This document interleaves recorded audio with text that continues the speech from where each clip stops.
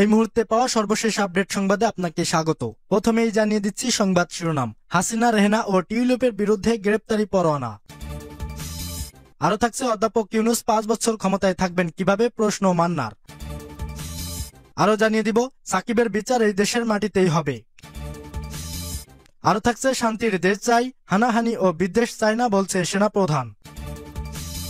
আরো জানিয়ে দিব জমি দখল নিয়ে দুপক্ষের সংঘর্ষে নিহত এক, বিএনপির 2 নেতার পদ স্থগিত।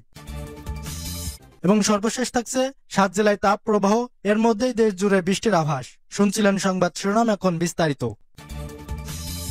হাসিনা, রেহেনা ও টিউলিপের বিরুদ্ধে গ্রেপ্তারি পরোয়ানা। রাজধানী উন্নয়ন কর্তৃপক্ষের প্লট বরাদ্দে দুর্নীতির অভিযোগে দুদকের করা মামলায় সাবেক প্রধানমন্ত্রী শেখ হাসিনা, বোন শেখ রেহেনা, শেখ রেহেনার মেয়ে ও সাবেক British MP tulip Rizwana Siddique, ছেলের আদন মুজিব সিদ্দিক ও অপর মেয়ে আজমিনা সিদ্দিকের বিরুদ্ধে গ্রেপ্তারি পরোয়ানা জারি করেছেন আদালত। রোববার ঢাকার মেট্রোপলিটন সিনিয়র স্পেশাল জজ জাকির হোসেন গালিবের আদালত দুদকের দেওয়া চার্জশিট আমলে গ্রহণ করেন। আসামিরা পলাতক থাকায় আদালত তাদের বিরুদ্ধেও গ্রেপ্তারি পরোয়ানা জারি করেছেন। আদালতে দুদকের প্রসিকিউশন বিভাগের সহকারী পরিচালক আমিনুল ইসলাম এ তথ্য নিশ্চিত করেছেন। এর আগে গত বৃহস্পতিবার সাবেক প্রধানমন্ত্রী শেখ হাসিনা, তার মেয়ে সাইমা ওয়াজেদ পুতুল সহ 18 জনের বিরুদ্ধে গ্রেপ্তারি পরোয়ানা জারি করেন আদালত। জানা যায়, পূর্বাঞ্চলে 60 কাঠা প্লট বরাদ্দে নেওয়ার প্রমাণ পাওয়ায় ক্ষমতাচ্যুত সাবেক প্রধানমন্ত্রী শেখ হাসিনা ও তার বোন শেখ রেহেনার পরিবারের সদস্য, সাবেক প্রতিমন্ত্রী শরীফ আহমেদ, প্রধানমন্ত্রীর সাবেক একান্ত সচিব সালাউদ্দিন এবং জাতীয় গৃহায়ন ও গণপূর্ত মন্ত্রণালয়ের 14 কর্মকর্তার বিরুদ্ধে পৃথক 8টি অভিযোগপত্র বা চার্জশিট দাখিল করে দুর্নীতি দমন কমিশন।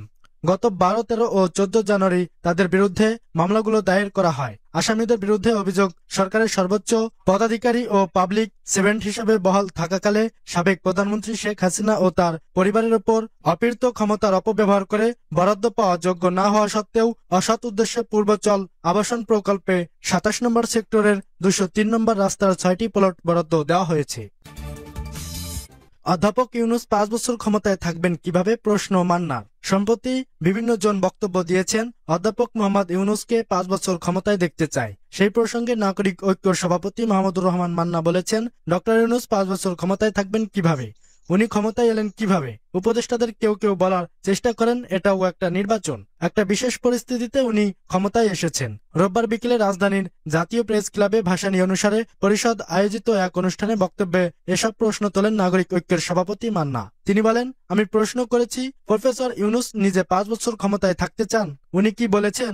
গতকালও ঐক্যমত কমিশনকে ডেকে বললেন, যত তাড়াতাড়ি পারো সংস্কার করে ফেলো, আমি জুনের মধ্যে নির্বাচন করে ফেলতে চাই। এই বিশেষ পরিস্থিতিতে কতদিন স্থায়ী হবে সেই প্রশ্ন তুলে মান্না বলেছেন, আইয়ুব খানও একটা বিশেষ পরিস্থিতিতে ক্ষমতায় এসেছিলেন, হুসাইন মোহাম্মদ এরশাদও একটা বিশেষ পরিস্থিতিতে ক্ষমতায় এসেছিলেন, 1-11 যারা কুশলভ তারাও বিশেষ পরিস্থিতি তৈরি করে ক্ষমতায় এসেছিলেন, কিন্তু বিশেষ পরিস্থিতি থাকেনি। এই প্রসঙ্গে মান্না আরো বলেন, আজকে যে পরিস্থিতিকে বিশেষ মনে হচ্ছে, 3 মাস পর যখন সেই পরিস্থিতি বদলে যাবে, তখন বাংলাদেশের একমাত্র নোবেল প্রাইজ বিজয়ী যদি সারা দেশের মানুষের কাছে সমালোচিত হন, সেটা কি দেশের জন্য কল্যাণকর হবে? 3 দিন আগে টেলিভিশনে অধ্যাপক মোহাম্মদ ইউনূসের একটি সাক্ষাৎকারের কথা উল্লেখ করে মান্না বলেন, উনি সেখানে বললেন, আমি এই কাজের যোগ্য নয়, এটা আমার কাজ নয়, আমার যে কাজ আমি সেই জায়গায় ফিরে যেতে চাই। আমি জানি না কারা এই বিশদ লেখালেখি করছেন, কারা এত বেশি করে কথা বলছেন, মানুষের কানে দেবার চেষ্টা করছেন যে ভোটের দরকার নেই, ডক্টর ইউনূসকে আরো 5 বছর চাই। তারা কি একবারও ভেবে দেখেছেন এরকম জনপ্রিয় নেতাদের অপ্রিয় হয়ে যেতে 1 বছর সময় লাগেনি? নাগরিক ঐক্যের সভাপতি বলেন, যদি তাকে ক্ষমতায় রাখতে চান তাহলে বলেন তিনি একটা দল করুক, ভোট করুক, অত জনপ্রিয় থাকলে সবাই মিলে ভোট দেন, আবার 5 বছরের জন্য উনি ক্ষমতায় আসুক। আর যদি উনি ভোট না করেন তাহলে সবাই মিলে তাকে বলেন যত তাড়াতাড়ি পারেন ভালো একটা ভোট দেন, দিয়ে আপনি সম্মানের সাথেই চলে যান। ভাসানী অনুসারী পরিষদের এই অনুষ্ঠানে প্রধান অতিথি বক্তব্য দেন বিএনপির স্থায়ী কমিটির সদস্য সালাউদ্দিন আহমেদ। এতে আরো বক্তব্য দেন বিপ্লবী ওয়ার্কার্স পার্টির সাধারণ সম্পাদক সাইফুল হক, জাতীয় গণফ্রন্টের সমন্বয়ক টিপু বিশ্বাস, বিএনপি নেতা জাহিরুদ্দিন স্বপন প্রমুখ। অনুষ্ঠানের সভাপতিত্ব করেন ভাসানী অনুসারী পরিষদের আহ্বায়ক শেখ রফিকুল ইসলাম। এই অনুষ্ঠানের মাধ্যমে ভাসানী অনুসারী পরিষদের নাম পরিবর্তন করে ভাসানী জনশক্তি পার্টি রাখা হয়। এর চেয়ারম্যান হয়েছেন শেখ রফিকুল ইসলাম আর মহাসচিব হয়েছেন আবু ইউসুফ সেলিম। সাকিবের বিচার এই দেশের মাটিতেই হবে, বাংলাদেশের জাতীয় ক্রিকেট দলের বর্তমান খেলোয়াড় ও সংসদ সদস্য সাকিব আল হাসানকে নিয়ে বিতর্কিত মন্তব্য করেছেন জাতীয় ফুটবল দলের সাবেক অধিনায়ক ও বিএনপির ক্রীড়া বিষয়ক সম্পাদক আমিনুল হক। তিনি বলেছেন, সাকিব গত 17 বছরে স্বৈরাচার সরকারের একজন এমপি হিসেবে জাতির সঙ্গে প্রতারণা করেছেন। নিজের সুবিধার জন্য তিনি অবৈধ সংসদে যোগ দিয়েছেন। সম্প্রতি এক রাজনৈতিক সভায় দেওয়া আমিনুল হকের এমন বক্তব্য রাজনৈতিক অঙ্গনে মিশ্র প্রতিক্রিয়া তৈরি করেছে। তার মতে, একজন খেলোয়াড়ের দায়িত্ব হলো দেশের জন্য খেলোয়াড় সুলভ মানসিকতা বজায় রাখা, কিন্তু সাকিব তার ব্যক্তিগত স্বার্থে রাজনৈতিকভাবে আপোষ করেছেন, যার জন্য তাকে বিচারের মুখোমুখি হতে হবে বলেও মন্তব্য করেন বিএনপির এই নেতা। গত 5 আগস্ট রাজনৈতিক পট পরিবর্তনের পর দেশে ফেরেননি সাকিব। এরপর থেকে যুক্তরাষ্ট্রের পরিবারের সঙ্গেই থাকছেন তিনি। সাকিবকে দেশে আসতে দেওয়া হবে কিনা এমন প্রশ্ন আমিনুল হক বলেন, এ ধরনের একজন খেলোয়াড়কে দেশে আসতে দেওয়া হবে কিনা সেটা রাষ্ট্রীয় সিদ্ধান্ত। আমার প্রশ্ন হচ্ছে, স্বৈরাচার সরকারের সঙ্গে থাকা ব্যক্তিদের অবশ্যই বাংলাদেশের মাটিতে বিচার হবে ইনশাআল্লাহ। শান্তির দেশ চাই, হানাহানি ও বিদ্বেষ চাই না বলছে সেনাপ্রধান। বাংলাদেশ সেনাবাহিনীর প্রধান জেনারেল ওয়াকারুজ্জামান বলেছেন, আমরা শান্তির দেশ চাই, শৃঙ্খলার দেশ চাই, আমরা এখানে হানাহানি ও বিদ্বেষ চাই না। রোববার সকালে রাজধানীর মেরুল বাড্ডায় আন্তর্জাতিক বৌদ্ধবিহারে সম্প্রতি ভবনের ভিত্তিপ্রস্তর স্থাপন অনুষ্ঠানে তিনি এসব কথা বলেন। একই অনুষ্ঠানে অন্তর্বর্তী সরকারের প্রধান উপদেষ্টা অধ্যাপক মোহাম্মদ ইউনূস উপস্থিত ছিলেন। আমাদের একে অপরের প্রতি যাতে শ্রদ্ধাবোধ থাকে সেদিকে আমাদের লক্ষ্য রাখা জরুরি উল্লেখ করে জেনারেল ওয়াকারুজ্জামান বলেন, বিভিন্ন মত থাকতে পারে, অবশেষে আমরা সবাইকে যেন শ্রদ্ধা করি, একে অপরের বক্তব্য মতামতকে যেন শ্রদ্ধা করি, আমাদের নিজস্ব মতামত থাকবে, সেই অনুযায়ী আমরা অবশ্যই কাজ করব। তিনি আরো বলেন, গৌতম বুদ্ধের যে নীতি অহিংসবাদ ও সম্প্রতি মানুষের প্রতি ভালোবাসা, হিংসা বিদ্বেষহীন দেশ, এটাই আমরা গড়ে তুলতে চাই। আমরা চাই সবাই এখানে একসঙ্গে সুন্দরভাবে বসবাস করব, সেই উদ্দেশ্য সব সময় কাজ করে যাচ্ছি। সম্প্রতি বজায় রেখে আমরা বাস করতে চাই মন্তব্য করে সেনাপ্রধান বলেন, আমরা সবাই আপনাদের সঙ্গে আছি, এ দেশ সবার, হিন্দু বৌদ্ধ খ্রিস্টান মুসলমান সবার এই দেশ। চট্টগ্রামে কাজ করার অভিজ্ঞতা বর্ণনা করে জেনারেল ওয়াকারুজ্জামান বলেন, সেখানে আমরা অতপ্রোতভাবে বৌদ্ধ সম্প্রদায়ের সঙ্গে ছিলাম, সেখানে কঠিন চিরদান অনুষ্ঠান হয়েছে, তাদের সঙ্গে কাজ করেছি। পার্বত্য চট্টগ্রাম শান্তির প্রসঙ্গে সেনাপ্রধান বলেন, আমরা চাই পার্বত্য চট্টগ্রামে যেন শান্তি বিরাজ করে, তার জন্য যা কিছু করতে হয় আমরা করতে রাজি আছি।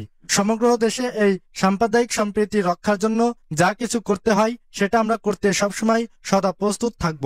1 থেকে 1.5 বছরের মধ্যে যাতে সম্প্রতি ভবনের নির্মাণ শেষ হয় সেই নির্দেশনা দিয়ে জেনারেল ওয়াকারুজ্জামান বলেন, এটা আমরা করে দিচ্ছি। সম্প্রতি ভবনের জন্য 6 থেকে 7 কোটি টাকা ব্যয় হবে।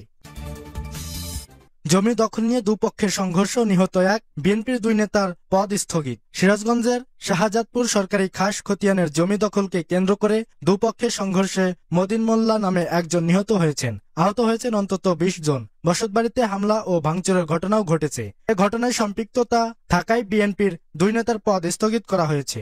রোববার সকালে এ ঘটনা ঘটে। নিহত মদিন মোল্লা বড় ধুনিয়াল গ্রামের মৃত সগীর মোল্লার ছেলে। স্থানীয় বাসিন্দারা জানান, বড় ধুনিয়া গ্রাম প্রায় 190 বিঘা খাস জমি নিয়ে দীর্ঘদিন ধরে জাফর ও রাজ্জাক গ্রুপের মধ্যে বিরোধ চলছিল।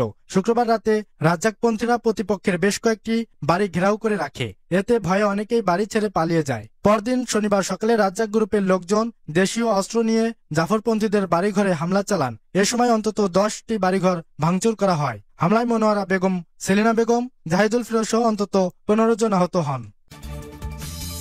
7 জেলায় তাপ প্রবাহ, এর মধ্যেই দেশজুড়ে বৃষ্টির আভাস।